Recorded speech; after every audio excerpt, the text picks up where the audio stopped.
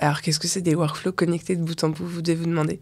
Les workflows connectés de bout en bout, ce qu'on appelle comme ça en tout cas, c'est la possibilité pour la direction juridique d'être mise dans la boucle dès le début des process, un peu en amont, même idéalement, et pas d'intervenir en pompier une fois que le dossier il est déjà lancé et qu'on intervient beaucoup trop tard. En direction juridique, je l'ai vécu moi-même, on nous sollicite et on nous sollicite généralement au bon vouloir des opérationnels qui vont se rapprocher de nous en fonction de leur connaissance de la direction juridique, de leur rapport personnel avec les membres de la direction juridique et des process éventuellement de sollicitation qui vont pouvoir être mis en place ou pas.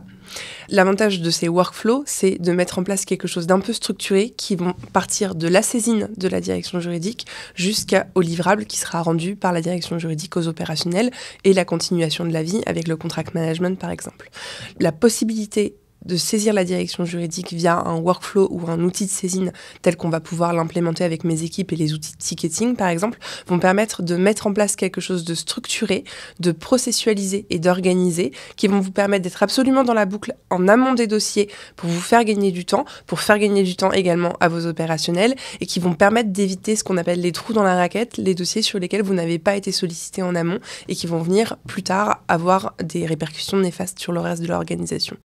L'autre avantage, c'est d'avoir une structuration de vos tâches et de vos sollicitations et ce qu'on appelle le workflow, c'est-à-dire ce qui est de votre ressort et ce qui est du ressort de vos opérationnels pour avoir une ventilation, une répartition des tâches qui va vous faire gagner du temps. Personne n'aime les tâches chronophages, ni vous, ni eux, et ça ne sert les intérêts de personne, ni de l'entreprise, ni ceux de la direction juridique qui sont surstaffés de choses sans intérêt à faire, ni les opérationnels qui de fait vont attendre beaucoup de la part de la direction juridique, tandis que vous êtes mobilisés sur ces sujets qui sont beaucoup trop chronophages.